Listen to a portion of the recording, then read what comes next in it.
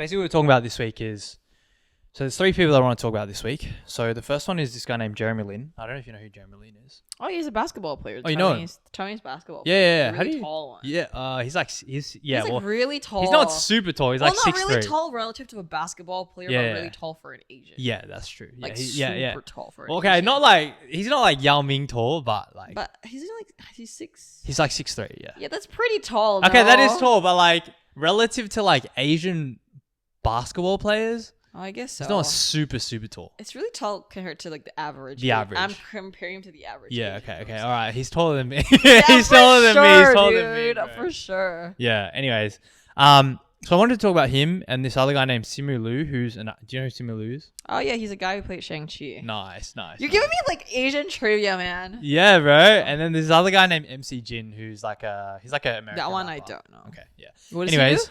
he's like a rapper. Oh really? What songs? So he's not really like a like he's put out some music, but he's a battle rapper. Oh okay, Yeah, yeah. So yeah, he's just like it's like a dance off but rap. Yes, kind of. This is what I'm thinking in my head. That's all right, bro. Anyways, I guess why I want to talk about each of those is just each of those people is just because all of them I feel like are kind of trailblazers in their field. So Yeah. Jeremy Lin was the first Asian American basketball player Yeah. to be in the NBA. Yeah. I don't think there's ever been any since. Oh really? Yeah, Is he yeah. retired? How old is he? He's recent. I think he's almost retired. Damn. He's like, I think he's like 10 years older than me. Okay. And so he was in the NBA for a period of time, and then he went and moved to like the Taiwanese league, and he was playing for the New Taipei Kings with his brother. He has a brother as well. Oh, his brother played too. Yeah, exactly, That's exactly, Cute. yeah. Younger or older? He has one older one who's just like a doctor. Then he has a younger one who is a basketball player. Exactly. Yeah. But yeah, no, I've just been like listening to a lot of. Dude, my socks are so dirty, but whatever. Disgusting. I've just been like watching like a lot of his stuff just because recently. So I don't know if you know, but he's a Christian, and Jeremy Lin? yeah, and I don't know what his background is, and whether or not like his he came from a background of having Christian parents, but I know I've just been watching a lot of his interviews and I'm watching a lot of Simu Liu just because like, have you seen the movie Shang-Chi or not? Yeah. Okay. Yeah, it's just like, I don't know, bro. I just really like resonate on a really kind of like almost like a spiritual level. I feel like I love Shang-Chi's character as a movie, but I feel like the plot was like so predictable. It's like every other like it's like every other Eastern like old school Asian movie Okay. plot, Okay. but they've just like westernized it, which just like kind of makes it worse. 'Cause at least like, keep it in the classic That's fair. old Okay. school like Chinese setting. Yep. All right. Well, I'm not Yeah. going to criticize like the plot. I think I just really resonated because of like, there's like this scene that's like, you are your mother, and whether you like it or not, you're also your father as well. And then it's like Shang-Chi obviously like goes off and lives his life for like a period of time, and then like his dad comes back and finds him, and then like he has to go and like fight or whatever. Yeah. And just like I don't know, I just really like resonated with the story of Shang-Chi, and also I read Simu Liu's book We Are Dreamers like way back, and it just talked about the story of his family migrating from China to Canada and how he was taking care, like his grandparents took care of him for a period of time, and then like he kind of didn't really meet his parents until he was like 5 years old. And so and I just kind of talked about that immigrant story and how he actually worked as an accountant at Deloitte up until he was 22, and then he got fired, and then he decided to pursue his dream of acting afterwards. And so I don't know, I just like felt like after kind of listening to his story, reading his book, and MC Jin as well, I know I just kind of saw like these three people are like, I guess my idols in a way. What's MC Jin's story? MC Jin is just like, he's just a regular Asian dude from Miami, I think. But Rap like I used to watch like a lot of battle rap when I was Since when? a teenager. Oh, seriously? Yeah. I used to watch You got like some bars? I don't have us? I don't have any waiting. bars. I don't have any Okay. bars, but He's a fake fan. back in the day I used to watch like a lot of battle rap. Really? Yeah, when I was a teenager.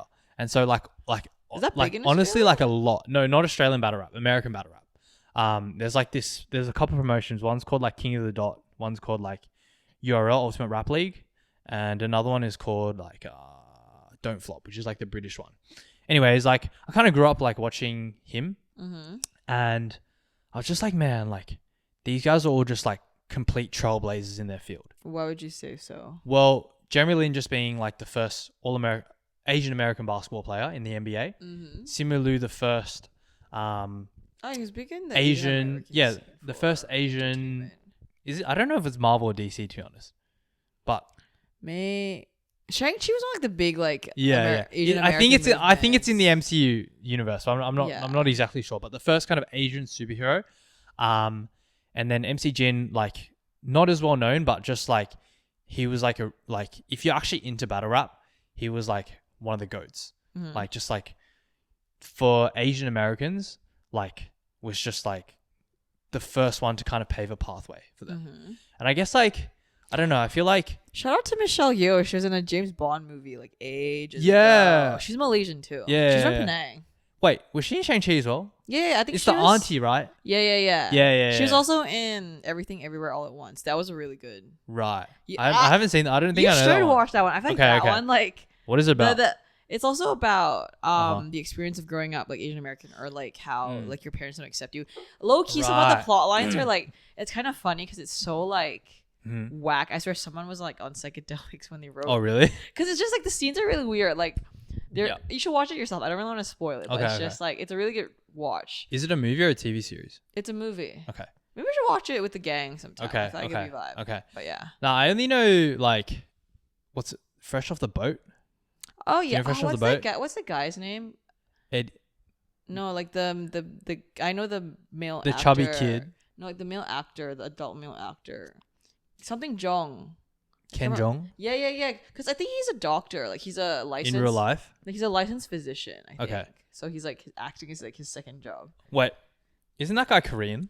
Yeah. Yeah. Yeah. I think there was like a scene where they had like they basically were like had like a Mandarin challenge. He's Korean. I know. it was like a like first person to not to stop speaking Chinese losers. Oh my god. And like they all did like their accents, but like Okay. everyone's like, yeah, this guy's Korean, bro. Like, Oh but, my like, God, like the that's so accent is just funny. so off. That's so fair. But he's a doctor Yeah. as well, which is I guess related. To that's this pretty topic. pretty crazy. It's pretty. He's a proper like he's like Dr. Jong. Wait, I don't know if we're talking about the same guy.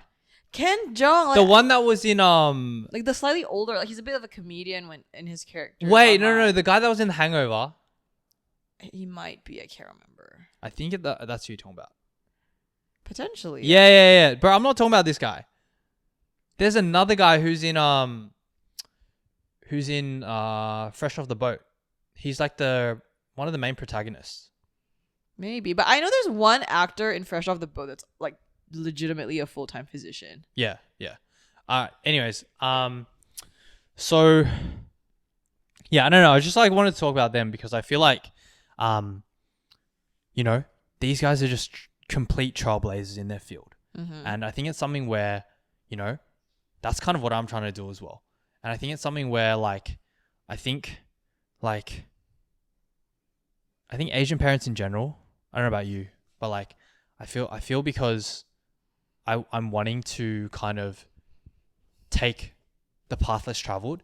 It's something that they don't really understand. And even my mom was kind of talking to me about this the other day. It was like, Jeremy, I just feel like your characteristics and the way that you're kind of wired, sometimes it's like to your detriment.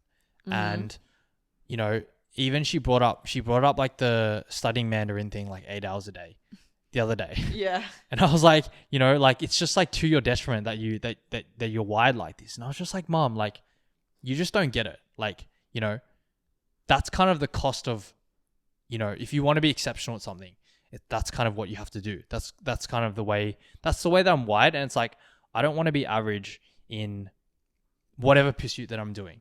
And it's something where I feel like, you kind of have to be, you're kind of just going to be misunderstood by the masses.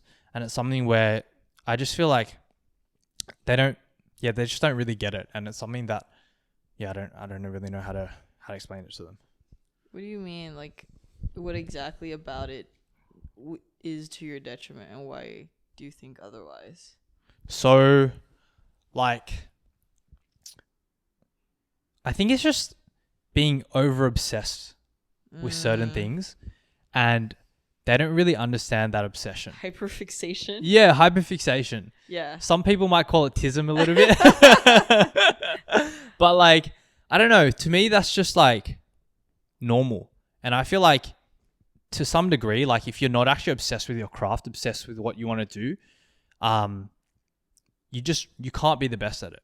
And I don't know. I just feel like it's not a requirement to. I don't know. I guess it depends on what your goals in life are. Like I don't know. Like you don't. I think it's exhausting though. Do you want to be like the best? Like I don't know. I feel like the best is like subjective, right? Like the best, but does being the best, for example, I don't know, like the best swimmer in Australia or something. Like, would you be happy being the best? Because being the best athlete doesn't necessarily mean the happiest you. Yeah. That's at least how I understand. I understand. I think it is something where like when I choose to do something and I take it seriously, then I want to be the best at it. And it's like I'm willing to sacrifice everything for it. The best in what sense though? Like the best, like Olympic level, like yeah. Well, obviously, swimming is a really rogue example, but like if you want to be the best swimmer, so are you just gonna be like record-breaking Guinness level? Yeah, well, obviously it's not it's not in the athletic department. But like whether it's just this podcasting or all right. Now I actually remember what pissed me off. So like last week before we went on the road trip, I was trying to because you were like, oh, I don't want to bring my computer to the road trip. I was like, okay, fair enough. I was like trying to get this. I got this like little cord that we needed in order to plug it into the phone. Mics. Oh yeah. So I could essentially ideally bring one laptop and then bring one phone and then be able to plug that in. Yeah. Right. Anyways, I was just like I bought it and then I was trying to figure it out for half a day and for some reason it just wasn't working. And I was just like, man, I was watching all kinds of YouTube videos and for some reason it just wasn't working. Where did you buy it from? I just bought it from like Officeworks. Why didn't you just ask an Officeworks person? Yeah, no, like I'd already bought it. Oh. But then I brought it back home and then like it just wasn't working. Like the way it was it's meant to.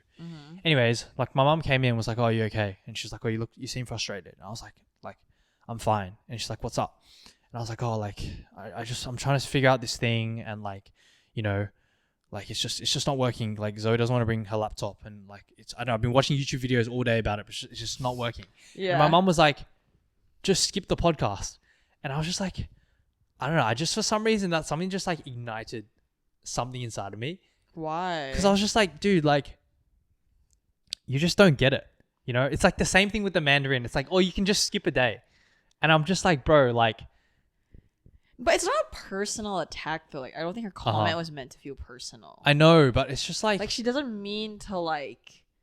She doesn't mean it like, oh, like, she's not, like, trying to condescend you. I know. She's genuinely mean, like, look, this is causing you so much stress. I know. It's fine to drop it. I know. But, like, she just doesn't understand that I'm, like, when I do stuff, like, I do it completely. I do it as seriously as I can. You know? But I feel like that's I don't know, it's a bit intense. Though. I know, but like that's just the way that I'm wired. But I feel like then you'd get so like annoyed at things. I do. That's exactly. That's why I get annoyed at things. Terrible. I mean, yeah, maybe, but like that's just the way that I'm wired. And it's like when I do something, I want it, and I've made a decision that I want to do it well. Then it's like, you know, I put 100% of myself into it. So it's like I'm not gonna skip an episode voluntarily. You know, in the end, I was like, all right, like, fine, like, we'll just skip it. Like, we'll just go and like, you know, my mom was like, oh, Zoe probably just wants to relax and like, you know, decompress. And it's like, you should do the same thing, you know, just go and have fun with your friends and just enjoy yourself and stuff. I was like, okay, like in the end, I just like gave in. I was like, okay, like it's too much of an effort. Like I'm driving 4 people in the car. Like there's probably not going to be enough space. And then I'm going to have to bring all the podcasting gear as well. But I don't know, just like, I think it's just like fundamentally, we have different mindsets, but I don't like. It wasn't a personal attack though. Like I'm trying to understand like why you were pissed because I don't think it came from a bad place. Yeah. Like I understand if you'd be pissed if she was like, oh, like just don't like she didn't because it's not like she doesn't believe in you doing the podcast. It's just like, oh, like just take a break. That's because I fundamentally don't believe in breaks, bro. Like. It's not that I don't believe in breaks. It's Look like, at your knee. What happened to your knee? Okay, no, that's different. Okay, so like. I think like if I was fine So I'm fine to skip the pod if like the logistics are just like not in our favor, and they kind of weren't, and that's why I just was like, all right, don't worry about it.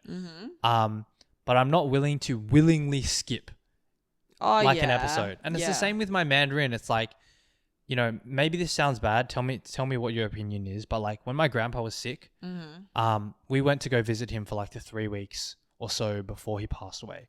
But like I was still studying like every day, and like I didn't go so I went to go see him, but I didn't go to see him every single day. Did your family go to see him every? Marlo and Jade went to go see him, and my mum as well.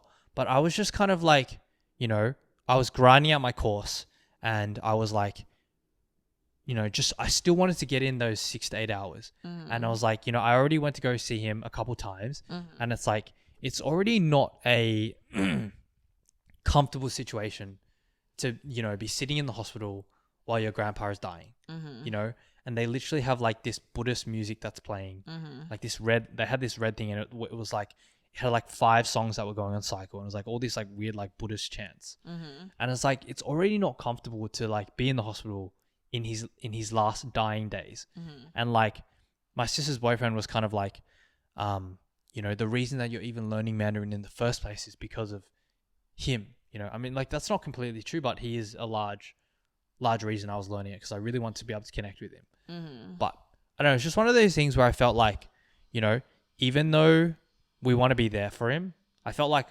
I was there for him, and it's like some of the other cousins only went like 1 day, but I went like 3 days. Jade and Mother went like 5 or 6, and I was like, you know, I didn't think it was necessary for me to actually go every day. It's like I already went a couple of days. I spent my time with him, but you know, it's something where I don't know. I just felt like I needed to continue with my Mandarin, and you know, the same thing. My mom was like, "Dude, like you can just skip it. Like it's not a big deal, right? Like maybe to her, it's like not a big deal. Okay, let's say you're really passionate about something, but your grandfather's like literally. I know. In his.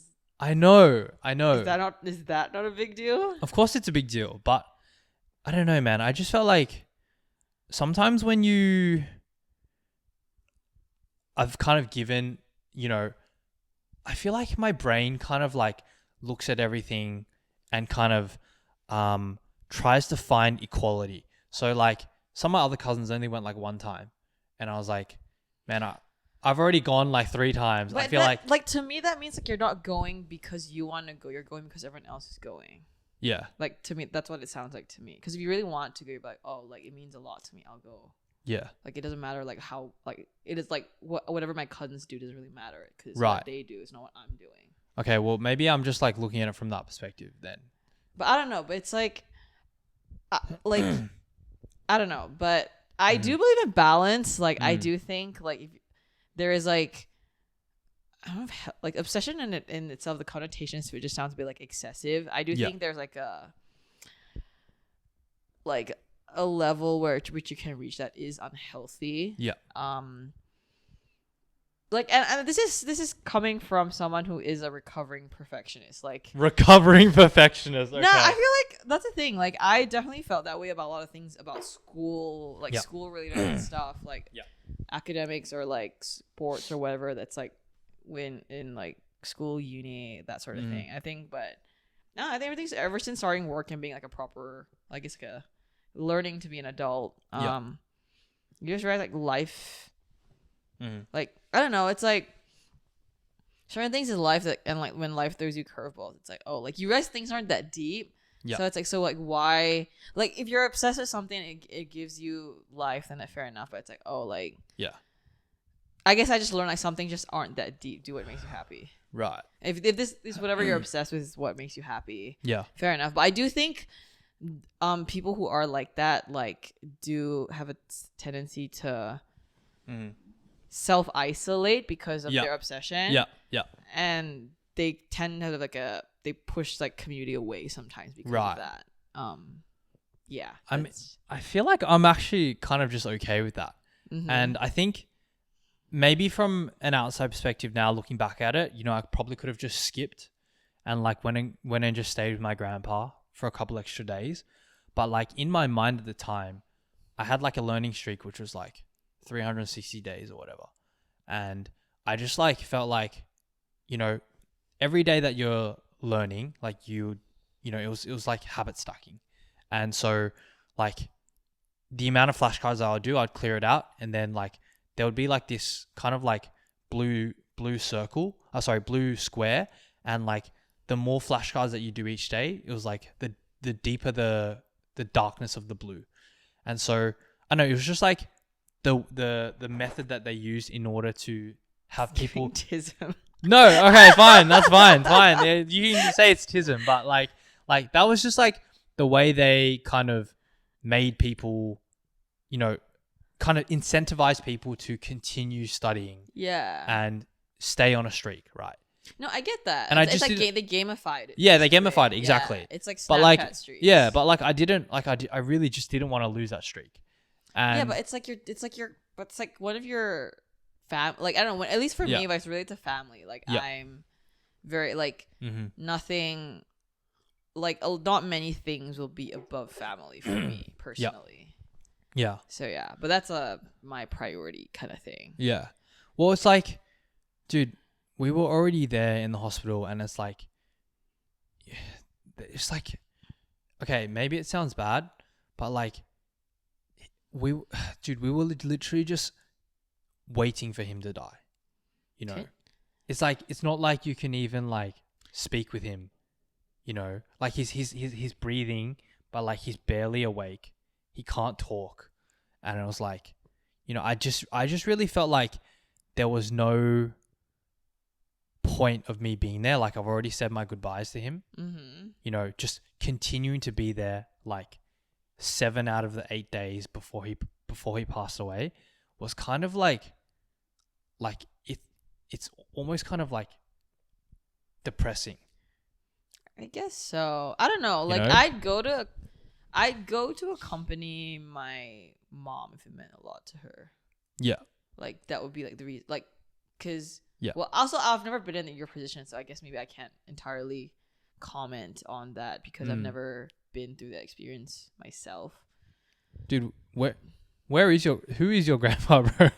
3 of them passed before I was born. Oh, okay. So I never like got to know them. Oh, right. Okay, that makes sense. So like that's all I was saying. Like the fact that you got to see them is like kind of a blessing in itself. Right.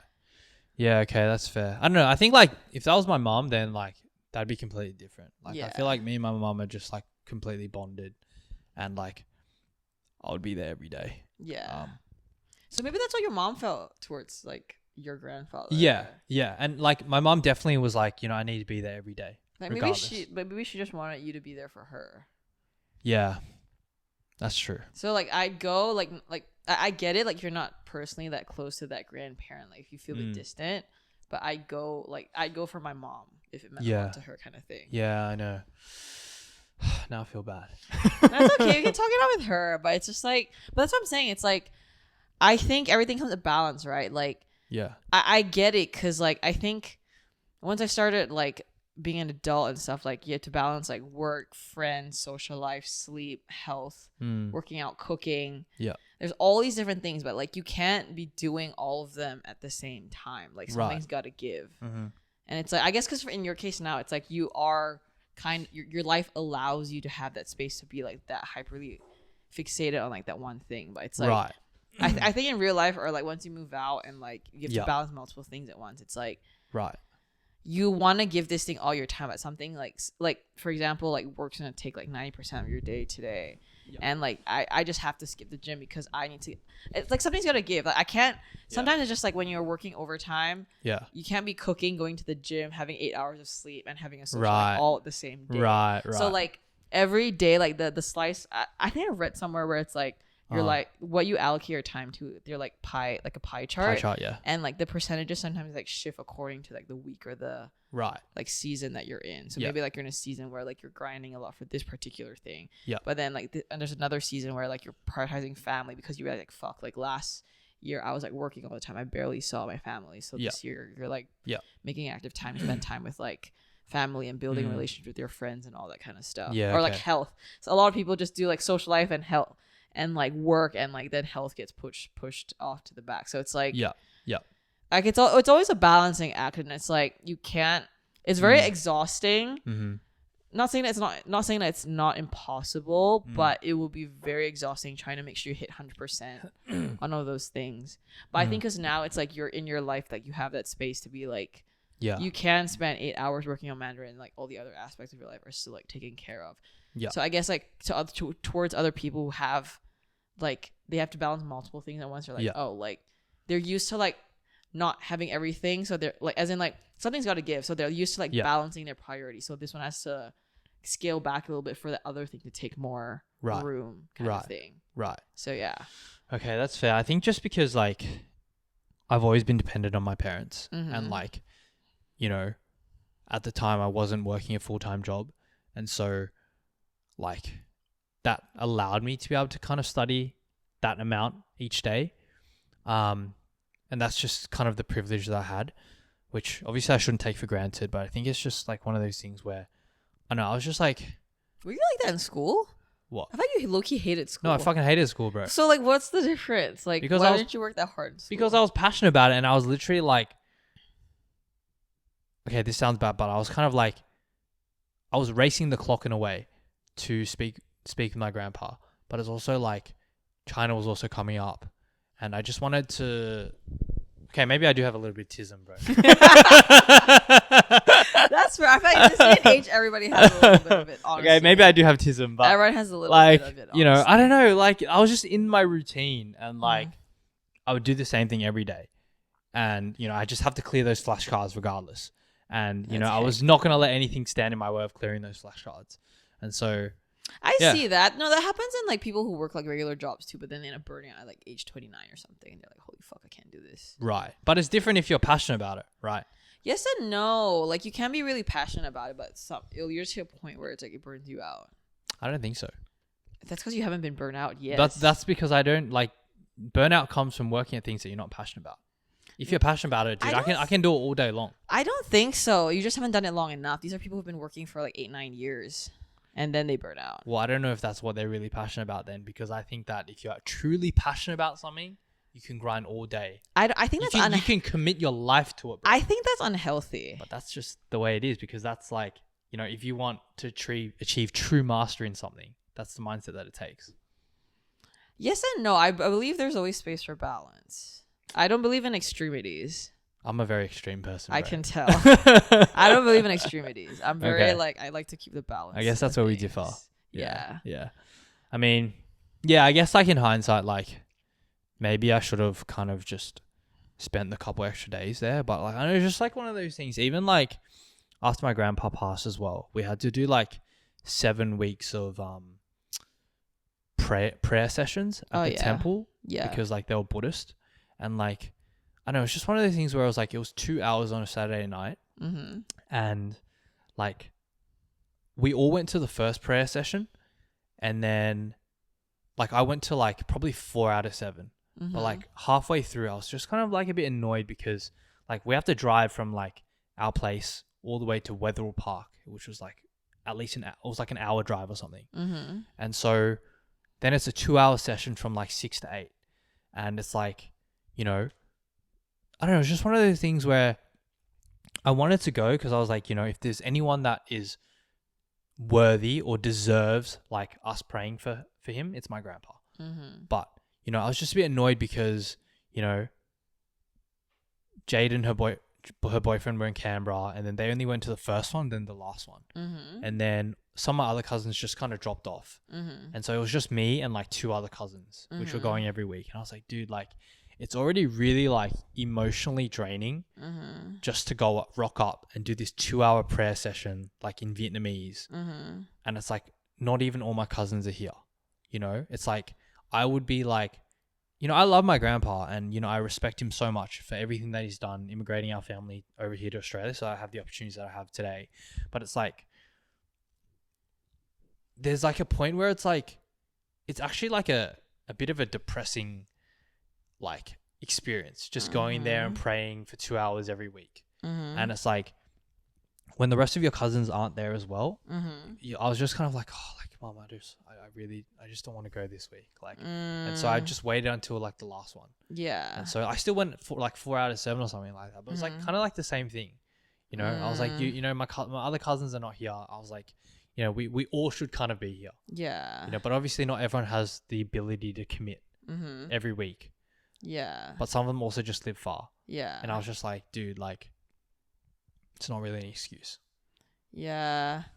I think that's the hard thing with like cultural stuff as well. It's like, I don't know. Like, I feel like next generation, like, no one's gonna, like, not a lot of these ceremonies, like, regardless if it's like for funerals or for other more auspicious events in life, it's like, like, people won't practice it anymore. And it's like, to a certain extent, it's just like it's like maintaining culture, right? Like, it's been like that's just the way things were going for generations. But it's because, like, in what's it called? Like in Chinese culture, at least, like in Malaysia, at least, like we do Qingming, which is like you go to the graveyard and you 扫墓, yeah. So we do that. Like my parents go. Like my parents still go every year. Yeah. And We go once a year as well. Yeah, and like. Yeah. And even just like to see, I guess it depends on like which relatives you're close to. Like every Chinese New Year, every New Year, every one other, I think 中秋节 as well. It's like what? Like Mid-Autumn Festival, like Mooncake Festival. Okay, yeah. We'll go, like my parents will go to this temple where my grandfather and my grandmother's like ashes are at. Yeah. And it's just like, I think it's like some of those cultural things, right? It's like otherwise like no one's gonna. Like that's how I see it, but I can also see how like for you, like 7 sessions is really long. Yeah. Maybe like 3-4 sessions is more like sustainable. Yeah. Long term. Yeah. But yeah. Yeah, I don't know why we had to do 7. I think just like. I think it's probably a culture thing. It's just a Buddhist tradition. Like I'm not. Yeah, really because I know different cultures have different ceremonies for that for sending off the dead, and it's like some people like there's these things. Some of my friends like would be vegetarian for like 3 months after. Really? Yeah, their parent like their loved ones passed because like it sends them like it's like the good karma gets passed on. Like it's believed that the good karma that you've done like, gets passed on to them. Right. And like you're not meant to like host anything or invite one to your home for like the next month. Really? That's a thing that everyone. I didn't know that. Like in Malaysia, we all like. All the Chinese do that. It's like because it's meant to be, I forgot what the word is, but it's not meant to be like an auspicious thing. So you don't want to bring that bad energy. Yeah, to like other people. So you're not meant to like go to any weddings or something. Like really for like after a relative has passed after away. A month, like for a month or so, like during the mourning period, basically. Right. Something like that. It's quite common. So or like. Usually if you're like one of your family member passes away, like usually that immediate family doesn't host like a Chinese New Year gathering the next year after. Oh really? Okay. Yeah. I didn't know that. It's quite common, but stuff like that. It's just like tradition, I guess. It's just like how things are. Yeah. I don't know, bro. I just like I don't know. Do you think I have like any validity in like now that we're actually reflecting about it? I feel bad. Like I feel like fuck. I should have just like stopped the Mandarin for a couple of days and just went. But like in that moment, I was like, no, like this is actually more important to me. Why do you feel that way? Well, just from what I've explained, it was like, you know, we had already said our goodbyes, and I'd spent time with him, held his hand. You know, it was like the last week that before he passed away. He was almost like in a vegetable state. It's like he can't even speak. But then you never like get to see him after that, like in the flesh. Yeah, but like I was still went like 3 out of 6 days. You know, I just felt like that extra 3 days was like I don't think there's really a point of me being here. There's no utility of me being here. You know, and like my mom, I understand. Like she wanted to be there every day because like there's some kind of like spiritual thing going on. You know, she wants to like. No, also like that's her dad, right? Yeah. So like yeah, okay. But I felt like for me it was like even though I love my grandpa, like I don't know, some part of me was like, man, like all my other cousins are not here. Like, why am I here? I guess it's just the family bond isn't like hella strong. I guess like that's my only reasoning, because you don't feel like I don't know. Like I do it out of family obligation, but sometimes people are like, "Oh, family obligation is bullshit." Like there's like two sides of right. There's people have two perspectives to that. Yeah. Or maybe you just like the family bond isn't that strong.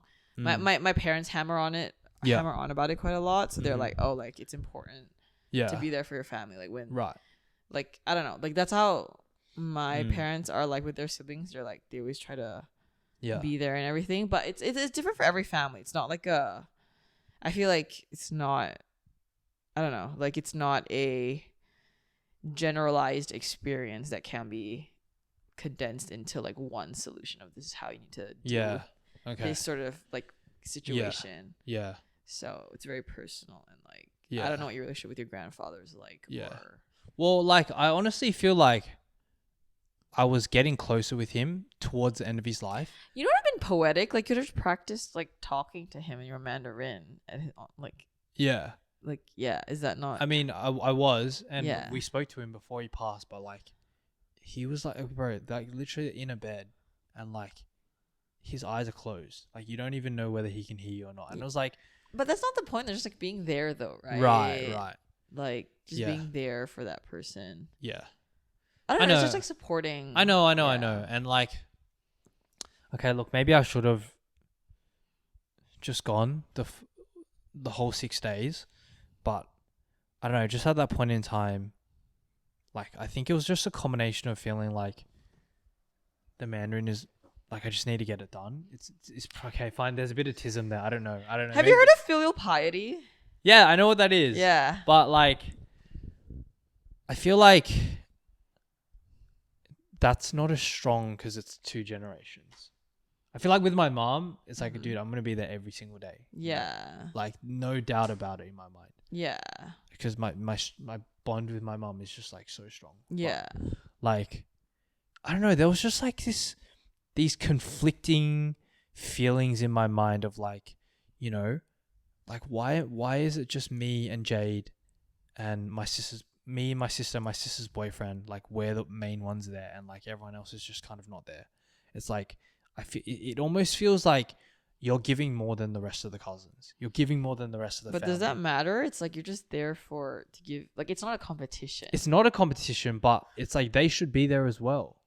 And it kind of feels a bit like unfair, as if like we have to take the burden of it. You know, it's like he's sick, he's dying, and these are his last days. But, you know, I understand that some people can only make one day, but it's like, you know, there's just like that conflicting feeling in you of like, well, why is it that I'm here 6 days? Well, because you have the capacity. Like, yeah, I don't know. That's how I see it. It's like where like if you have the capacity to give, like I would give. If you really have not, like you have like maybe someone's working in like a nursing job and they've got assigned like night shifts like throughout this whole week. Like, I don't know. It's like it to me. It's like I don't know. Like I have nothing. I'm not losing anything going. Like, I don't know. I'm trying to understand your concept because I don't really get it. I'm like, why? I don't find it that hard to show. I would just bring, personally for me, if I had something to do, I just bring my stuff there to do it. Yeah. Kind of thing. Yeah. But yeah. Yeah, no, I could, like, it's like, that's what I did for one of the days. But it's like, bro, it's like, we're kind of like taking turns. It's like shifts. Like, we're in this tiny, you know, hospital room, and they have this little red box that's like playing this Buddhist music, and then it's like, but it's like his last days though. I know. It's like, would you not want your grandchild to do that for you in the future? With you, if your grandchild said the exact same thing that you just said now, like how would you feel? Yeah, I wouldn't feel great, but I don't know. Like, it makes me feel bad now I'm kind of like reflecting upon it, but it's like, I don't know, just. Yeah, it comes back down to capacity, I guess. Mm-hmm. I think in my mind, I was just like, man, like, dude, like, we're the only ones there. Like, what about everyone else? You know, it's like everyone else has the capacity. Like, they could make the capacity to give, but they're just not. Yeah. And it's like we have to bear the burden, and it feels even harsher, even stronger. And it's like, you know, he's gonna pass, and it's like, I think try flipping the script. Like, it's not like like, I think there's a like sort of like pessimistic lens to the way you phrase the situation. Like, I think rephrasing it helps in the sense where it's like, oh, it's like you actually get to be here. You actually get to see your grandfather, while all your cousins might not get to see him. Right. Like, it's actually a blessing that you actually get this opportunity. It's not like a curse. That's a too strong word, but like it's not like a. It's like rephrasing it, like you get to do this. Yeah. It's not like a burden to do it kind of thing.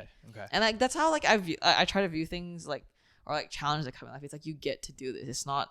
It's hard. It kind of sucks, but like a lot of people don't get that chance. Right. I've never gotten to see my grandfather like that. Right.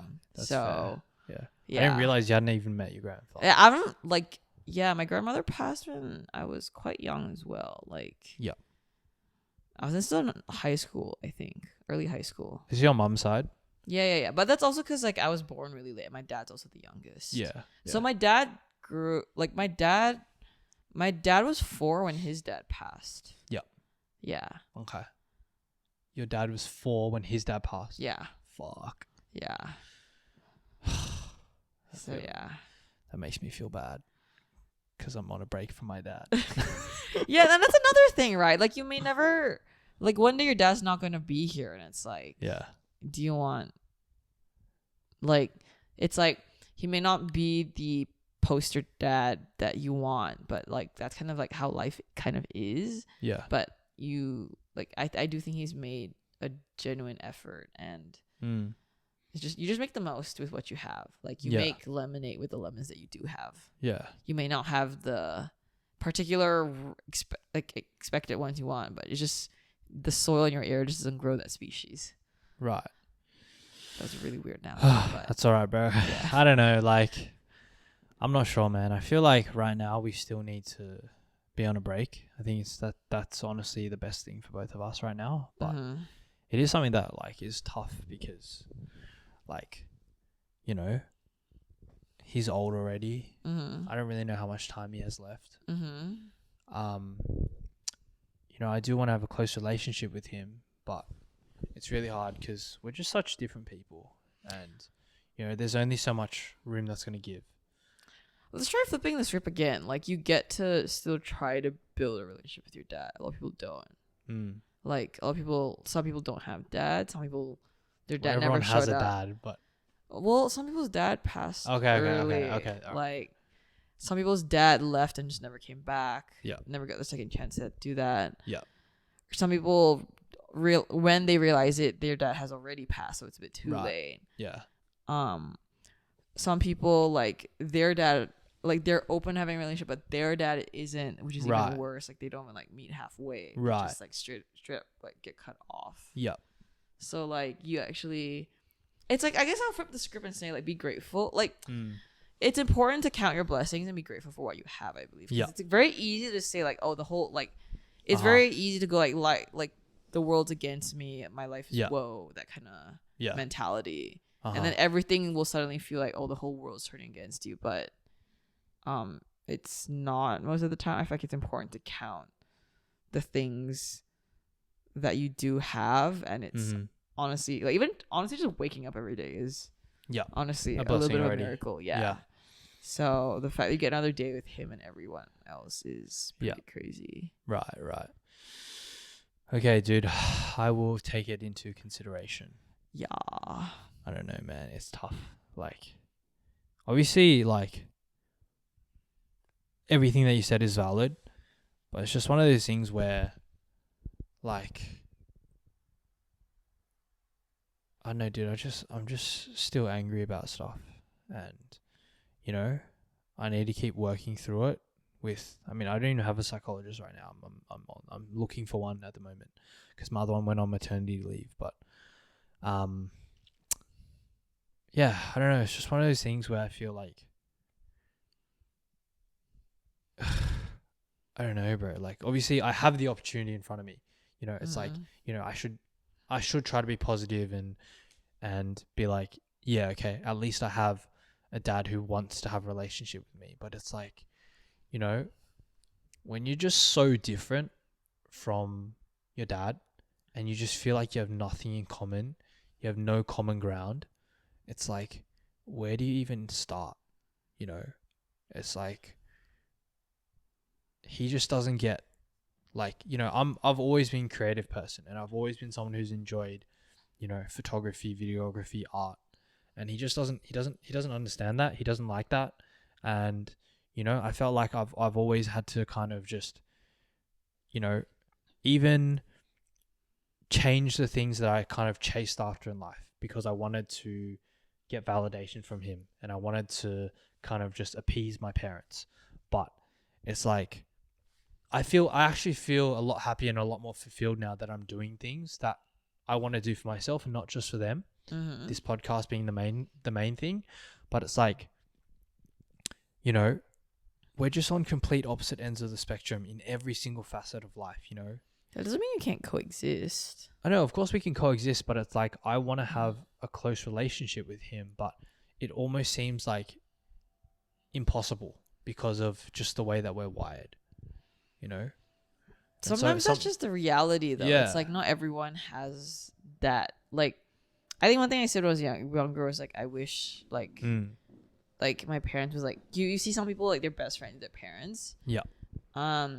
Sometimes you just don't get that, and that's just like the cards you're dealt with. But it's not like it's anyone's fault. Yeah. That, like, but then you just value. I don't think it's necessarily a bad thing. It doesn't mean your relationship with your parents is necessarily bad. It's just not what you envisioned it to be. And like, that's okay. Because I don't know.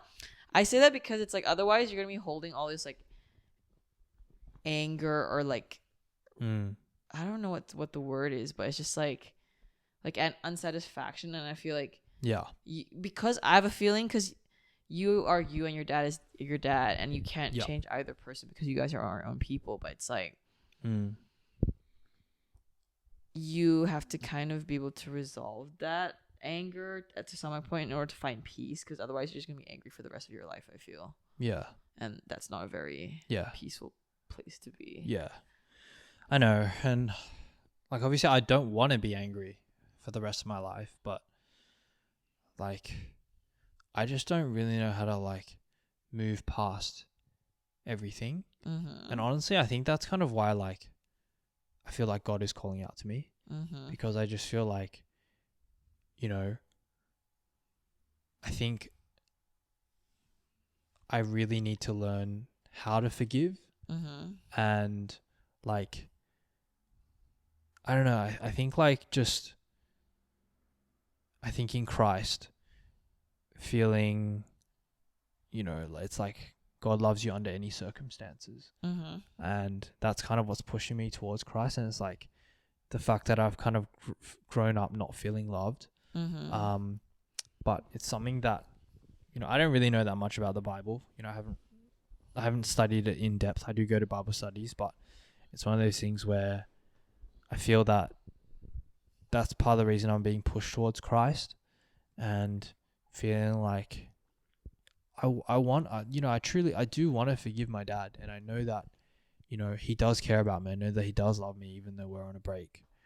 You know, he texts my mum all the time asking me how I'm doing in this like 3 to 4 weeks that we haven't been talking. But it's like,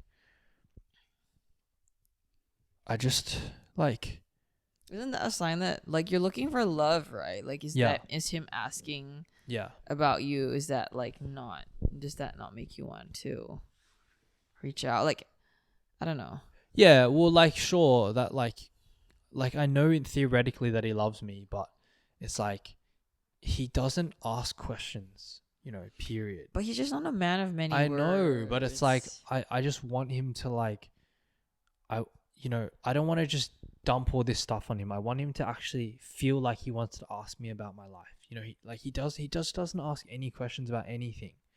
And it's like, but it's not a personal attack against you. Like, that's just him as a person, though. Yeah. But it's like, dude, don't you want to like get to know your son? Like, don't you want to actually, you know who, like, my experiences and what I've been through? It's like, we used to go to dinner every week and just sit there and like talk about nothing. And I was just like, dude, sometimes I would just get angry and I'd be like, what is the point of this? I'm just coming to dinner with you and we talk about nothing. We just eat dinner in silence. And it's like, dude, I want to connect with you. I want to know about you as a person. I want to know about your experiences, what you went through, and I want you to know who I am and what I went through and what molded me into the person that I am today. But it's like the dude can literally just sit there and just not say anything for like 2 hours, and I'm just like, bro, like what the fuck, you know? Yeah, it's just different. Like, not saying there's like one's right or one isn't. It's just. I guess what I'm saying is like you have no control over how he acts. Yeah. So to find peace within yourself, because you have this expectation, I believe that is possibly like not fair to him extent, because it's like that's just not who he is. You know, like have you heard of like, I'm gonna use like a relationship like example, but it's like, you know, it's like for example, like one partner really wants the other partner to like be another person, but it's just not who they are naturally, and it's like that will cause a lot of fights, and that and like like accepting who that person is as the way they are is a very fundamental part of like getting a relationship to work. And same thing with you, right? I could do the flip side where it's like your parents have also accepted you for you who you are. Like I don't know if they have fully, but sure. Oh, fair enough. It's just like it's a flip side. It's like a two-way street, right? If it's like if you guys both want it to work, both of you guys have to like accept each other as is. Yeah. Like flaws and everything. Yeah. And be like, okay. Yeah. We've got this hand. Like, how are we gonna deal it? Yeah. Okay. Like versus trying to force him to have a hand that you kind of like want them to have, but it's just never gonna happen. Yeah. I don't know, bro. I think we should wrap up for this episode. But yeah, that's fair. That's all right. All good. Well, that went on I don't know. I know that just went on a tangent. I don't even know what we're talking about. We just went, but. Did you want to say what you want to trailblaze in it? No. It's calm. All right. I think we'll wrap up for today. Thanks so much for listening to another episode of Late Night Hotpot. I'm your host, Jeremy. And I'm Zoe. And we'll see you next time. Bye. Bye.